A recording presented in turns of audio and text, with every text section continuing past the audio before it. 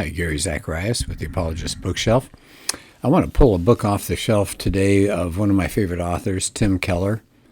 Of course, he wrote The Reason for God and The Prodigal God and other really, really good books. But here's one I think is so practical because what we're all going to face is called Walking with God Through Pain and Suffering. And I've done two other blogs, an intro to the book and chapter 4, I think it was.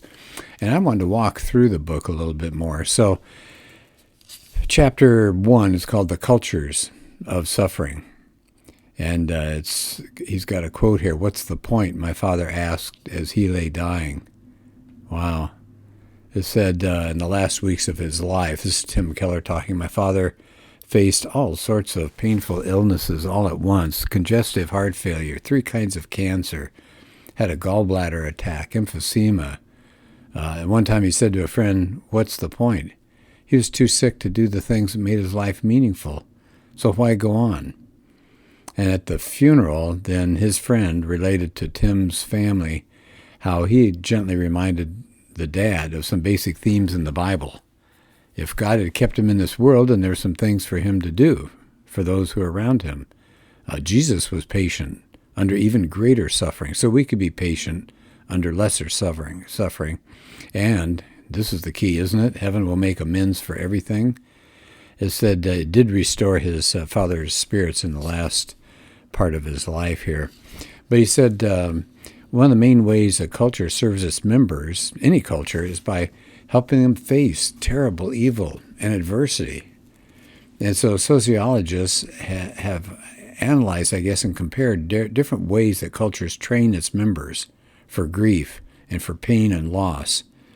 And he said, this is the sad part. When a comparison is done, looking at different cultures, Tim says it's often noted that our contemporary secular Western culture, and this is terrible news, it's one of the weakest and worst in history for helping people face evil and adversity. It said our own culture gives its members no explanation for suffering and very little guidance on how to deal with it. He said, today we're more shocked, we're more undone by suffering than our ancestors were. I mean, you look back, I'm sure some of you have seen movies or you've read what it was like 100, 200, 300 years ago. He said, life for our ancestors was filled with a lot more suffering than ours is. And yet, if you read the material that they wrote, their diaries and their journals and the historical documents, they took that hardship and grief in far better stride than we do today. And somebody made a comment here. He said, this is a doctor, in the U.S., he says, I encountered a society that seeks to avoid pain at all costs. So he said the short response is that other cultures have come up with various answers. They really have. They don't all come up with the same answer, but they've got answers to the question of what's the purpose of human life.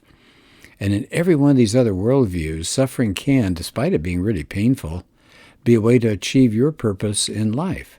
It propels you. But he said modern Western culture is different. In the secular view, I mean, think about this. All we have is what's around us. It's just the material world. It's materialism. And so the meaning of life is you've only got your 60 or 70 or 80 years. You hope you got that much. And have freedom and choose a life that's going to make you happy. But in that view, suffering doesn't have any meaningful part. In fact, it's an interruption. You're trying to get from point A to point B, and all of a sudden cancer hits or something terrible happens to you or your loved ones. See, suffering doesn't have any meaningful part in that story. And in this approach to life, remember we're talking about the Western culture, and the material world is all there is, so your goal is to pile up the most toys, basically, try to be happy. And in that approach to life, suffering should be avoided. You've got to minimize it.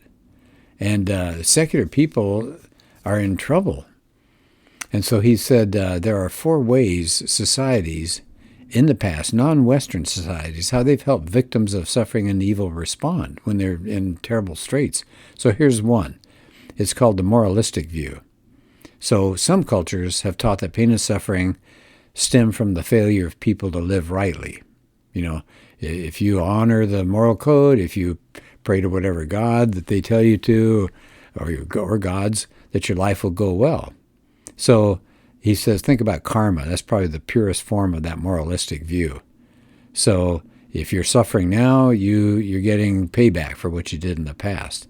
All right, so that's one way societies have helped victims deal with suffering and evil. Here's a second view. It's called the self-transcendent view.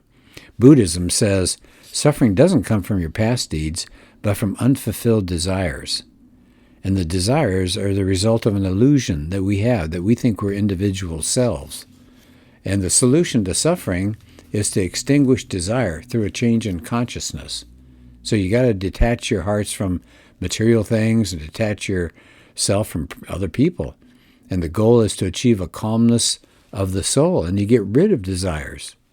I always wondered, by the way, isn't that a desire to get rid of desires? But anyway, here's a third way. Some societies handle suffering through having a high view of fate and destiny.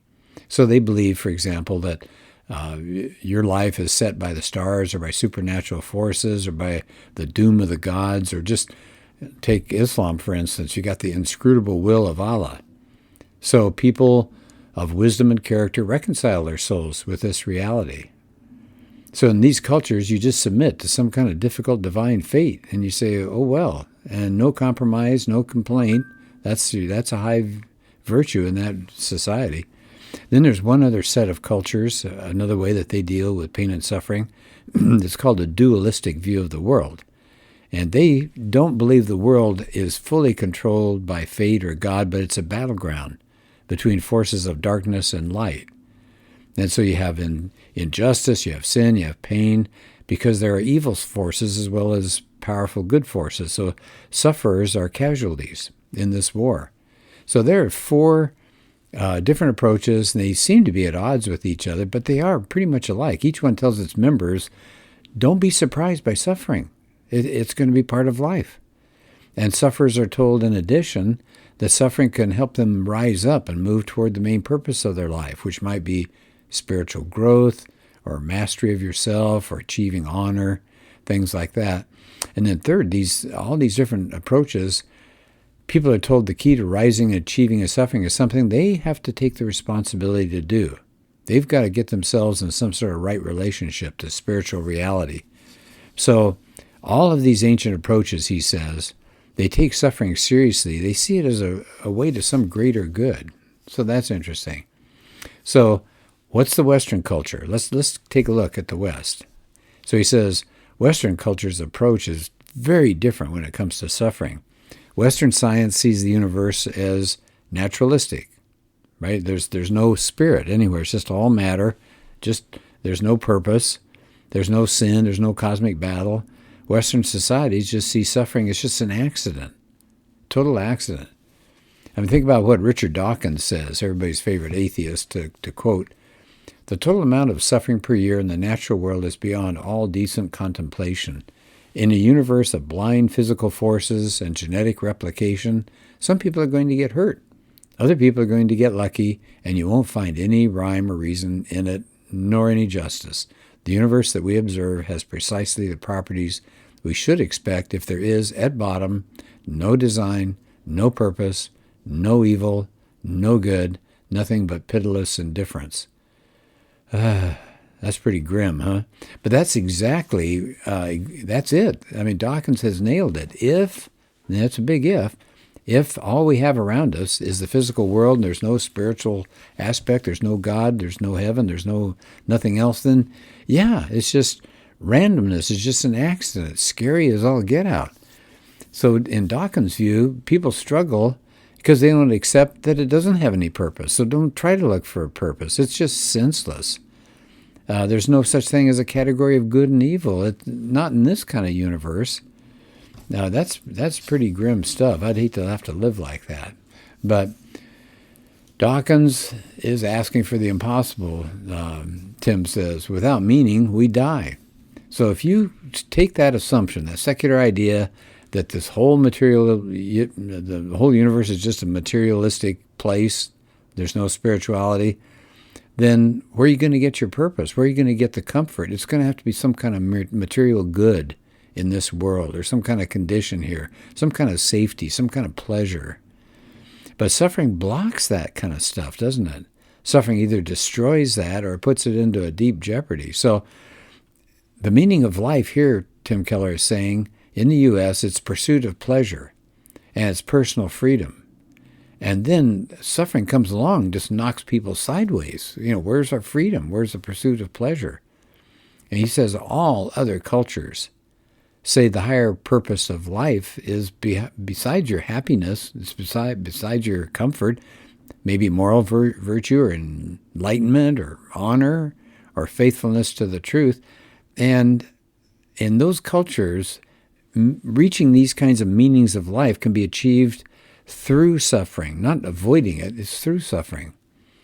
But if the Western culture says the meaning of life is individual freedom and happiness, then there's no use for suffering at all. It doesn't accomplish anything. So he said, the problem with this Western view is the responsibility for responding to suffering is taken away from the sufferer.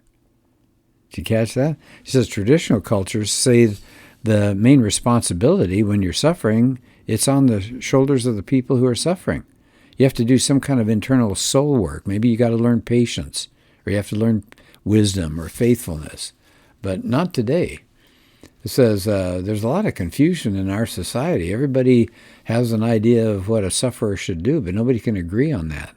The secular model now in the Western world says if you suffer, you got to go to experts. The problem is they don't agree. They all have different views. So the older view, he said, of suffering was that their pain was a symptom of a conflict between your internal and your external world. So what are you going to do about it? They said, we have to lessen the pain that people are going through. Well, how's that worked out? Well, he said, now, in our secular view, right, he's talking about this Western world that we live in, suffering is never seen as something meaningful. It's just an interruption, right? Again, I've said you're trying to get from point A to point B by making the most money or having a successful job or whatever it is. And when you get knocked flat through pain and suffering, that's terrible. It's interrupting your life. There are only two things to do when pain and suffering occur. First, you got to manage it and lessen the pain. And of course, our medicine cabinets are full of that, aren't they? And counselors do pretty good business. The second way, he said, to handle suffering is to look for the cause and eliminate it. So maybe it's unjust economics or bad public policies, things like that. And he says older cultures looked inside to try to edify, to get something kind of good out of their suffering. But Western people just get outraged. They get really angry. So in our world, sufferers aren't told their work is some kind of internal adjustment or learning or growth. We don't hear that at all. So he said, now in the next section of this chapter, Tim is going to talk about Christianity and bring it to the forefront here. So he says Christianity has a unique approach to pain and suffering. So you've got this fatalistic view in some other societies, it's just happening to you, you can't do much about it. But he says in Christianity, there's no arrogance. You don't praise the sufferer who measures against his own powers and stuff. Unlike Buddhists, Christians believe that suffering is real. Jesus was the opposite of tranquility, wasn't he? It says, unlike believers in karma, Christians believe suffering is unjust. And it's disproportionate. It's not fair. Often people who live well don't do well. And so that's interesting. He says we see that in Jesus. If anybody deserved a good life on the basis of his character, that would be Jesus, but he didn't get it. So it says, unlike the moralistic view, Christianity doesn't see suffering as a mean to work off your sinful debts by your virtues, right? So in other words, you don't have to beat yourself or whatever, self-affliction. That doesn't make you more spiritual or bring you closer to God. The Christian understanding of suffering is dominated by the idea of one word, grace. In Christ, we've been given forgiveness and love and adoption. They're undeserved, aren't they? And that frees us from the temptation to be really proud of our suffering. Well, I'm suffering, but it's good and it's something I need to do.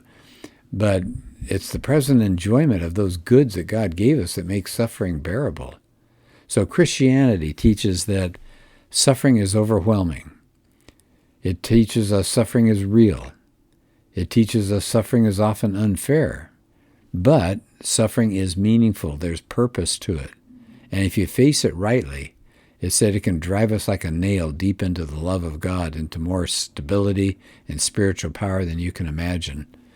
Suffering, what goes on there with suffering? Buddhism says accept it. Karma says pay it. Fatalism says just heroically endure it. Secularism says avoid it, run away from it, fix it. But from the Christian perspective, all of these cultures of suffering have an element of truth, yeah. But they're too simple, and they're just half-truths. So he brings in Dawkins one more time. Secularism, as Dawkins says, see, ultimate reality is cold and indifferent, and we're all facing extinction. The other cultures that he mentioned have seen day-to-day life filled with pleasures, but behind it all is darkness or illusion. But he said Christianity sees things different, very differently. While other worldviews can lead us to sit in the midst of life's joys, foreseeing the coming sorrows, Christianity empowers its people. Sit in the middle of this world's joys, sit in the midst of this world's sorrows and taste the coming joy. Boy, that's a really nice way to think about it. Now, at the end of the chapter, and I'm not going to read it because it's like 3 or 4 pages, but he tells a story. And this is from a woman named Emily. It's her life story. So I'll skip that, but that's good too. So I'm going to stop there. It's a little bit shorter than some of my podcasts, but I don't want to try to tackle another chapter. It'd be not fair, really. So this is Tim Keller. Let me just show you what the kinds of things he covers. The cultures of suffering. That's the one we just did. Chapter 2, the victory of Christianity. Chapter 3, the challenge to the secular. Number 4, the problem of evil. Wow, there's a big one. He wrestles with that. And he talks about the sovereignty of God, the suffering of God, the reason for suffering. And then the last part, this is good, walking with God in the furnace. He spends like 100 pages talking about how we can handle suffering. And I don't know about you, but I'm not good at that. And so I need to come back to this book again and again, because we better practice our responses to suffering, because we're all going to suffer, or we've already suffered a lot, and we need to have a game plan now before we end up in the furnace, and then it's sometimes too hot, it's too uncomfortable, we're in too much pain, and it's hard to come up with a plan at that point. So that's a real challenge to me, and maybe it is to you too, to read something like this book, and it's been out for several years now, and I just like at the end, on the back page here, he says, we learn that God is with us in the fire. He knows what it's like to live through the miseries of this world. He understands. He's near, available to be known and depended upon within the hardship. He walks with us, but the real question is, will we walk with him? Yeah, what a question. Okay, well, we'll end on that one, and I hope you have a chance to pick up any of Keller's books. They're wonderful. And he's got all sorts of wonderful messages, sermons that you can listen to as well. A great individual. And he ended up suffering himself, as you know. All right, well, thanks for being part of this podcast. We'll do another one soon.